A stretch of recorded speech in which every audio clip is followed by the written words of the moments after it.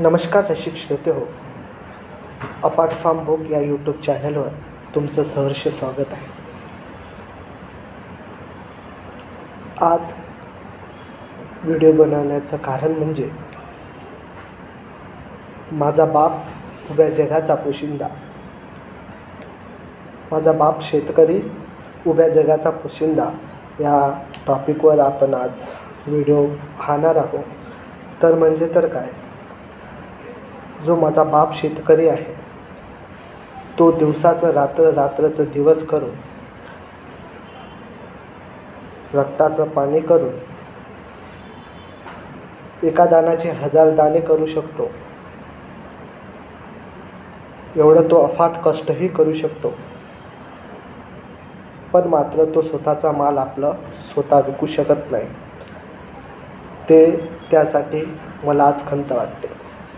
कारण यामध्ये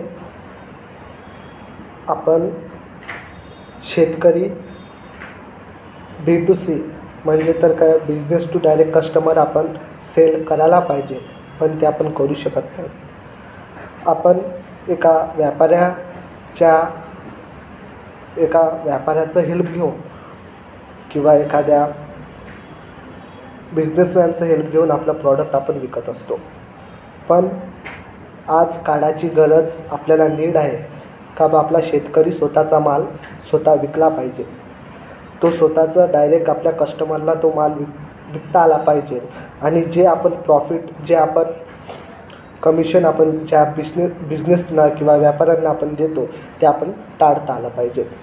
आणि असं एक शेतकरी जीवनात जगत असताना एक कोट आहे का, शेतकरी आपला माल स्वतःच्या हक्कानं, स्वतःची किंमत स्वतःच्या मालाला, स्वतःच्या प्रॉडक्टला देऊ शकतो. ते फक्त म्हणजे कुटारला स्वतःचं आपलं भाव काय असते हे देऊन तो स्वतःचा माल विकू शकतो. ते म्हणजे कुटार. बाकी जे माल विकायचा आहे त्याच्यासाठी बाहेरचे व्यापारी बसलेलेच आहे. जो माणूस पाणी पाहत नाही, पावसाळ्यात पाणी पाहत नाही, उन्हाळ्यात ऊन पाहत नाही, हिवाळ्यात थंडी पाहत नाही, हे सगळं स्वतःच्या अंगावरून एक ढालप्रमाणे स्वतःच्या अंगावर घेत असतो. आणि आपलं पीक कसं येईल, वार्षिक पीक कसं येईल हे याच्या जोमाने तो मेहनत करत असतो. एवढं कष्ट करूनही त्याला जे उत्पन्न असते, जे प्रोडक्शन असते, ते प्रोडक्शन त्याला पाहिजे तसं मिळत नाही. आज आपला शेतकरी, दुसरा पॉईंट म्हणजे तर काय, आपला शेतकरी स्वतःचा माल स्वतः विकू शकत नाही. हा तर पहिला पॉईंट झाला. पण दुसरा पॉईंट म्हणजे तर काय, दुसरा पॉईंट म्हणजे आपला जो शेतकरी आहे तो शेतातून सगळं घेतो, पण शेतीला काही देत नाही. निसर्गाचा एक नियम आहे, आपण जेवढं शेतीतून घेतो तेवढं त्या शेतीला, निसर्गाचा नियम काय म्हणते, निसर्गाचा एक नियम आहे का, आपण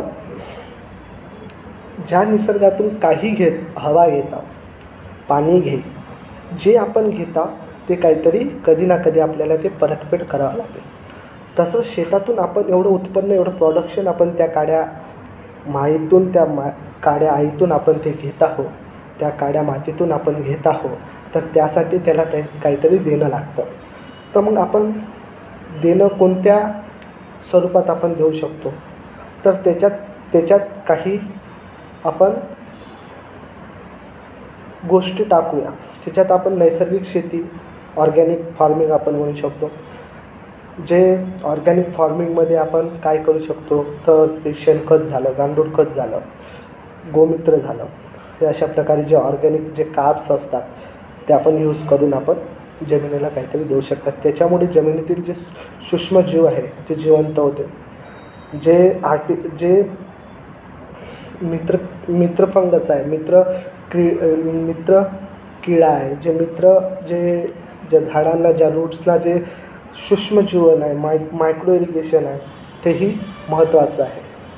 त्याच्यानंतर आपण ह्या शेतीत काय करू शकतो, तर दुसरी गोष्ट आपली झाली ते काहीतरी देणं लागतं.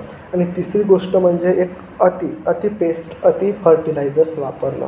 म्हणजे तर काय, जेवढं जास्त फर्टिलायझर्स वापरू आपण तेवढं जास्त उत्पन्न भेटायचं.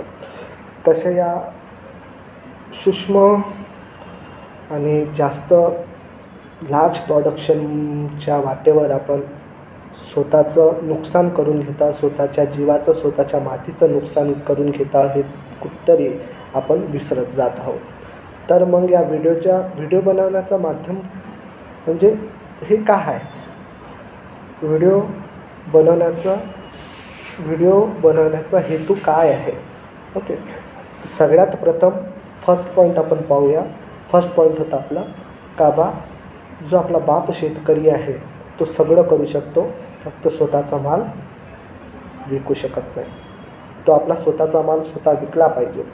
स्वतःचा माल आपण स्वतः तयार करून मिरची लागवड शेतकरी आहे, एक चिली प्रोडक्शन फार्मर आहे, तो आपलं जे डायरेक्ट B2C कसं विकू शकतो. एक तर आपण डायरेक्ट एक शॉप लावून विकू शकतो. दुसरं म्हणजे आपण त्याचं काय चिली पावडर करून विकू शकतो. आणि दुसरं म्हणजे तर काय, दुसरा मेन पार्ट जे आपण पाहिलं का, आपण शेतीला जे आपण ज्या मातीतून आपण काहीतरी घेतो त्या मातीला आपण काहीतरी देणं लागतं. ते देणं हे आपण खूप काळाची गरज आहे. आणि तिसरी गोष्ट म्हणजे ऑर्गॅनिक फार्मिंग. ऑर्गॅनिक फार्मिंगकडे हे ऑर्गॅनिक फार्मिंग कसे आहे ॲज कम्पेअर टू जे आपण आता लेटेस्ट जे आपण पाहत आहोत, जे पेस्टिसाईड फार्मिंग आहे, ते आपण डिफरन्शिएट करू शकतो कासव आणि सस्याच्या रेसमध्ये. जे हे आहे हे फास्ट आहे. आपलं जे आहे प्रोडक्शन 2 महिन्याचा 1 महिना 15 डेज 1 मंथ 15 डेज असं चालत आहे. कमी याच्यात जास्त प्रोडक्शन सस्तं आहे. पण जे ऑर्गॅनिक फार्मिंग आहे काय आहे, कासव आहे. जेवढं तुम्ही हळू चालाल तेवढं तुम्ही यशस्वी व्हाल.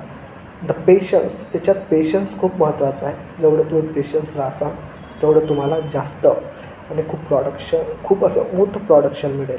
आणि याच्यातलं जे आहे तुम्हाला प्रोडक्शन नक्कीच मिळेल.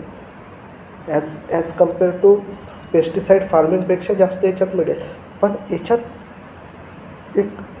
एक बेनिफिट असं आहे का बा, एक पॉझिटिव्ह पॉईंट असा आहे का याच्यात आपण जास्त प्रमाणे शेतीला वाचवू शकतो.